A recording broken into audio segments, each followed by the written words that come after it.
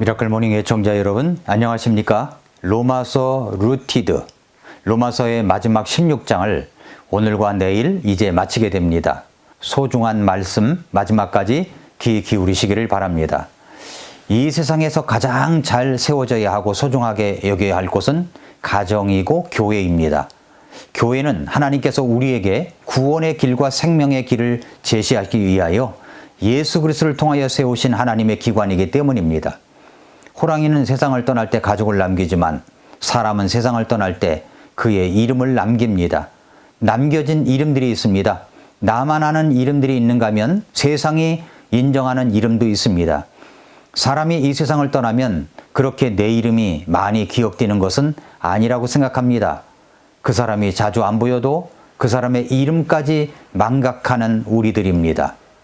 그러나 성경엔 그 이름을 끝까지 기억하게 하는 이름들이 기록되어 있습니다. 오늘 본문 로마서 16장에는 많은 이름들이 나옵니다. 무엇을 한 사람들의 이름일까요? 사도 바울과 함께 교회를 세우기 위해서 함께 동역했던 사람들의 이름입니다. 대표적인 이름들이 나와 있습니다. 이 말씀을 통해서 우리는 교회를 세우기 위하여 함께 동역했던 사람들의 이름은 우리 주님께서 꼭 기억하시는 이름들이라는 것을 말씀드릴 수가 있습니다. 사람들은 기억하지 못한다고 할지라도 우리 주님, 우리 하나님만 기억하면 됩니다. 나팔 불 때 나의 이름을 부르시면 내가 주님 앞에 올라갑니다. 모든 성도들이 모인 자리에서 나의 이름을 부르시면 주님이 준비하신 상급을 받을 수가 있습니다. 영어 단어에 콜라보레이션이라는 단어가 있습니다. 이 말은 협력 그리고 협동이라는 뜻입니다. 이 말을 잘 사용했던 사람이 자칭 협력 전문가라고 말하는 토아일라 타프입니다. 세계적인 안무가이자 베스트셀러 작가인 토아일라 타프는 40년간 안무가로 일하면서 세계 유수 발레단의 안무를 맡았을 뿐 아니라 자신의 무용단을 꾸려서 많은 작품을 선보이기도 하였습니다. 그분이 쓴 책 가운데 여럿이 한 호흡이라는 책을 읽어봤는데 거기에 보면 발레를 이야기하면서 협력이라는 단어, 콜라보레이션이라는 이 말을 사용했습니다. 우리는 어떤 공동체에 속해 있을 때 협력을 할지 말지는 직접 자신이 선택해야 할 때가 있습니다. 그는 여럿이 한 호흡이라는 책에서 협력하여 함께하는 사람들에 대해서 이야기하면서 발레를 하는 사람들이 무대에 많이 등장하지만 그들은 하나같이 하나의 호흡으로 맞추지 않으면 원하는 작품을 만들 수가 없다고 말을 합니다. 현대인들은 극히 이기적이며 그런 시대라고 말하지만 지금은 협력하지 않으면 살아남을 수 없는 그런 시대이기도 하다고 역설합니다. 콜라보레이션, 협력이라는 말은 21세기의 유행어가 되었다고도 말합니다. 강자는 별 볼 일 없는 존재일지도 모른다. 때로는 문제도 일으킨다. 그러나, 강조했어요. 그러나 해서 협력을 통해 참여하는 사람들은 개인 특성만을 고집하는 이들보다 더 좋은 성과를 낸다. 이렇게 말했습니다. 이렇게 협력을 통하여 소중한 일들을 이루어갑니다. 협력을 통하여 운동 경기를 합니다. 협력을 통하여 발레를 합니다. 협력을 통하여 오케스트라 음악 연주를 합니다. 아름다운 앙상블은 협력을 통해서 이루어질 수가 있습니다. 그렇습니다. 우리 주님의 사역도 이렇게 협력을 한 하나님의 사람들 때문에 위대한 주의 사역을 이룰 수가 있었습니다. 그런 사람들이 성경에 기록되어 있습니다. 협력을 통하여 주의 사역을 이룬 사람들, 주님의 몸된 교회를 이룬 사람들, 복음을, 순수한 복음을 끝까지 전했던 사람들, 그 이름들이 기록되어 있습니다. 파레토의 법칙이라는 것이 있죠. 100년 전 이탈리아인 경제학자 볼프레드 파레토가 처음 발견한 법칙으로 흔히 80대 20 법칙이라고도 합니다. 파레토는 19세기 영국의 부와 소득의 유형을 연구하던 중에 소수의 국민이 대부분의 소득을 벌어들이고 있다는 사실을 발견했습니다. 즉 인구의 20%가 전체 부의 80%를 차지하고 있었습니다. 파레토의 법칙은 지금도 경제와 사회에 매우 중요한 원리로 통용되고 있는데 비단 소득 분배뿐만 아니라 다른 여러 영역에도 적용이 됩니다. 전체 상품 중 20%의 상품이 80% 매출을 내고 있으며 전체 고객의 20%가 전체 매출액의 80%를 기여하고 있다고 합니다. 또한 어느 조직이든 능동적으로 움직이는 20%가 전체 조직의 80%를 관장하며 개인의 경우에도 20%의 시간을 잘 쓰면 나머지 80%를 풍성하게 사용할 수 있다는 것입니다. 어떤 단체도 공동체도 똑같은 80대 20의 법칙을 보여주고 있는데 그런 곳이 많습니다. 교회조차도 파레토의 법칙처럼 20%의 사람들만 움직여서 나머지 80%를 운영하고 있다는 사실은 누구나 공감하고 있는 이야기입니다. 하는 사람은 정말 잘합니다. 열심히 합니다.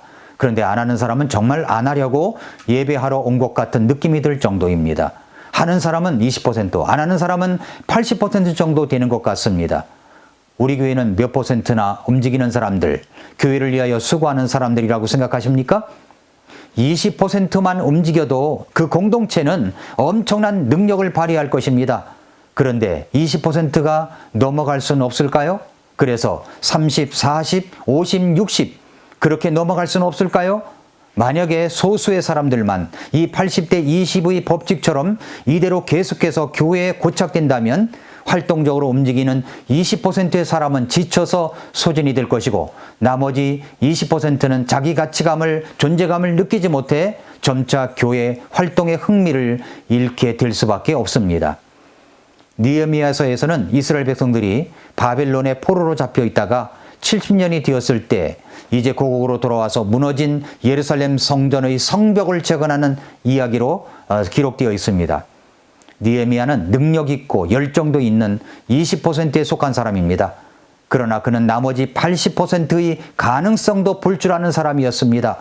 이미 여러 사람이 시도했다가 실패한 과거의 경험과 현실적으로 불가능했던 수많은 여건을 뚫고 이뤄낸 예루살렘 성벽 재건은 이스라엘 지도자 20%만의 역사가 아니었습니다. 느헤미야에서 특별히 3장을 보면 거기에 나오는 수많은 사람들의 이름을 보면서 이 성벽 재건은 느헤미야를 비롯한 소수의 사람들에 의해서 이루어진 역사가 아니라 이스라엘 전체가 참여하여 완성시킨 작품에 더욱더 큰 감동이 있는 것입니다. 사람들은 좀처럼 움직이려고 하지 않습니다. 하면 잘할 수 있는 사람들이 정말 움직이려고 하지 않는 사람처럼 보일 때가 있습니다. 그런 사람일지라도 막상 일을 하면 정말 잘합니다. 저는 그런 분들을 많이 보아왔습니다. 지금도 그런 사람들을 눈여겨보고 있습니다. 째려보는 것이 아닙니다. 눈여겨보고 있습니다. 저는 정말 느헤미야에게 배우고 싶은 열망이 생기는 것이 그는 그 많은 인원을 예산과 조직의 낭비 없이 충분히 활용할 수 있었던 이유가 무엇이었을까 하는 부분입니다. 느헤미야는 나머지 80%도 그 역사에 참여시켜 그 성벽 재건의 일을 완성시켰습니다. 느헤미야는 파레토의 법칙을 뛰어넘는 하나님의 법칙을 알고 있었던 사람이었다고 믿습니다. 어떻게 우리는 부흥을 다시 일어서게 할 수 있을까요? 어떻게 무너진 곳을 다시 이렇게 세울 수 있을까요? 그 부흥을 이루었던 사람들이 성경에 기록되어 있습니다. 구약에서의 사례가 있고 신약에서의 사례가 있습니다. 오늘은 동역자들의 아름다운 하모니로 주의 사역을 이루었던 이야기, 구약의 사례를 느헤미야 3장을 통해서 말씀드리고 내일은 로마서 루티드를 마치는 시간 신약의 사례를 로마서 16장 마지막 장을 통해서 여러분과 함께 말씀을 나누도록 하겠습니다. 그럼 먼저 구약의 사례입니다. 구약의 사례. 그것은 느헤미야의 성벽 재건의 사건입니다. 그들은 바벨론의 포로로 잡혀가 있었던 사람들이었습니다. 그런데 그들은 바벨론에서 무려 70년을 지냈습니다. 구세대도 있고 신세대도 있었을 것입니다. 나이 든 사람도 있었을 것이고 젊은 사람도 있었을 것입니다. 그런데 어떻게 이들은 다 함께 협력을 해서 성벽 재건을 할 수가 있었을까요? 그들은 인간적으로 생각하면 이렇게 협력을 하지 못할 수도 있는 사람들을 데리고 바벨론 포로에서 돌아와 예루살렘 성벽을 재건한 느헤미야 이야기를 계속하고 있습니다. 느헤미야 3장은 사람 이름이 엄청 나옵니다. 성벽 재건에 참여한 사람들일 것입니다. 성벽 재건에 참여한 사람들을 일일이 나열하고 있는 느헤미야는 사실 자기 이름만 빼고 약 75명의 이름을 다 기록을 해놓았습니다. 그 사람들 중에는 다양한 직업과 일에 종사하는 사람들이 있었습니다. 사람마다 고유하게 맡은 일이 있고 각각의 일이 다른 일과 모자이크처럼 연결되어 전체를 완성합니다. 어떤 공동체이든 그 구성원은 다양합니다. 사람이 모두 독특하게 지음받았기 때문입니다. 아무리 연령대가 비슷하고 직업이 비슷하고 관심사가 비슷하다고 해도 모든 구성원이 다 내 마음에 쏙 드는 공동체는 없습니다. 성격, 관심사, 직업, 연령대, 가족 배경, 학력 등등 나와 다른 사람들과 공동체를 이룬다는 것이 쉽지만은 않지만 그렇다고 해서 그들이 공동체에 필요 없는 사람인 것은 아닙니다. 공동체에는 다양한 사람들이 있고 그들은 각자 공동체에 다양하게 기여합니다. 느헤미야 3장에는 느헤미야와 함께하는 사람들이 같이 협력하여 성벽을 재건하는 모습을 보여주고 있습니다. 결국 이스라엘 백성들은 성벽 재건을 시작한 지 52일 만에 완성했습니다. 수많은 유혹과 박해와 공격이 있었습니다. 그럼에도 불구하고 그들은 한 손엔 작업도구를 들고 또 한 손엔 무기를 들고 자신들의 공동체를 지키며 이루어야 할 그 일을 할 수가 있었습니다. 그것은 바로 협력의 결과입니다. 동역의 결과였습니다. 그들이 포로 생활에서 돌아와 무너진 예루살렘 성벽을 재건할 수 있었던 것은 그렇다면 무엇 때문이었을까요? 첫째, 그들은 동기부여를 받았습니다. 동기부여. 느헤미야 2장 17절 그리고 18절에 보면은 그 뒤에 내가 그들에게 이르기를 우리가 당하는 고난을 너희가 보는도다. 예루살렘이 피폐하고 그것의 성문들이 불탔으니 오라 우리가 예루살렘 성벽을 건축하여 다시는 수치거리가 되지 말자 하고 그때 내가 그들에게 내 위에 선하게 임한 하나님의 손과 또 왕이 내게 하신 말씀을 고하였더니 그들이 이르되 우리가 일어나 건축하자 하고 이처럼 그들이 자기 손을 강하게 하여 이 선한 일을 하려 하니라 라고 했습니다. 여러분, 아무리 옳고 좋은 일이라도 사람들은 이해관계가 얽혀있지 않거나 자기 생존과 연관되는 것이 없거나 그리고 자기 일이라고 생각되지 않으면 쉽게 참여하지를 않습니다. 예루살렘 성벽을 쌓는 일은 그들의 생활과 직접 연관된 일도 아니고 이스라엘 민족이 그토록 귀하게 여기는 성전을 짓는 일도 아니었습니다. 그저 성벽을 쌓는 일이었습니다. 느헤미야는 이들의 정체성을 부각시켰습니다. 너희는 말이야 주의 크신 권능과 강한 손으로 구속하신 주의 종이요 주의 백성이야. 느헤미야 1장 10절에 그렇게 이야기를 했습니다. 하나님의 백성답게 살아야 돼. 우리는 누구입니까? 하나님이 세상을 이처럼 사랑하사 독생자를 주시기까지 사랑하여 구원받은 사람들입니다. 그런 사람들이 모여 교회를 이룬 것입니다. 우리는 하나님의 자녀들입니다.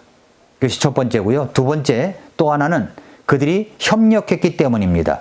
동기부여를 받고 협력을 했습니다. 느헤미야 3장에서 제일 많이 나오는 단어가 그 다음은 이라는 말입니다. 느헤미야에 나오는 수많은 사람들이 협력하여 그 다음은 누가 어떤 일을 하고 그 다음은 하면서 협력을 한 결과로 52일 만에 성벽을 완성하였습니다. 이것은 놀라운 미라클이었습니다. 협력이 낳은 결과입니다. 그렇습니다. 우리도 협력하면 2022년도에는 조금만 더 협력하면 교회를 더욱 건강하게 아름답게 정말로 하나님의 영광을 위하여 교회가 부흥되는 놀라운 교회로 세워갈 수가 있습니다. 금년보다 조금만 더 헌신을 하면 조금만 더 협력을 하면 할 수가 있습니다. 사랑하는 성도 여러분, 애청자 여러분, 한 해 동안 정말 수고 많이 하셨습니다. 예수님께서 이 땅에 오신 것은 여러분과 저를 구원하기 위해서 오셨고 주님의 몸된 교회를 세우시기 위해서 오셨습니다. 사람들을 세우고 양육하고 섬기기 위해서 오셨습니다. 우리가 이 사회에서 그리고 내 교회의 사역 속에 혹시 무너진 모습들을 발견할 때 우리가 함께 모여 하나님의 백성으로서 우리가 협력하여 다시 세워가면, 협력하면 더욱 아름다운 사회, 더욱 건강한 교회를 만들어 갈 수가 있습니다. 그렇게 하려면 우리 가운데 예외되는 사람이 없어야 합니다. 우리가 무너진 부분들을 찾아보고 그것을 다시 세워가기 위하여 소소의 사람만 수고하는 것이 아니라 나머지 80%의 사람들이 함께 참여하여 말씀으로 동기부여를 받고 모두 협력한다면 느헤미야와 그 백성들처럼 우리의 공동체도 다시 아름답게 세워지게 될 것입니다. 그렇게 될 때 우리는 지금은 사회적으로 국가적으로 힘든 시기를 보내고 있지만 우리 모두 협력한다면, 우리 모두 함께 한다면 주님이 세운 이 교회는 더욱더 사명을 이뤄낼 수 있을 것이고 이 사회도 국가도 밝은 미래가 될 수 있을 것입니다. 그러므로 사랑하는 성도 여러분, 로마서 말씀의 마지막 말씀을 기억하시고 우리 모두 협력하여 주님의 교회를 좀 더 잘 건강하게 세워 가십시다. 여기에 여러분의 헌신이 필요합니다. 오늘도 미라클 모닝입니다.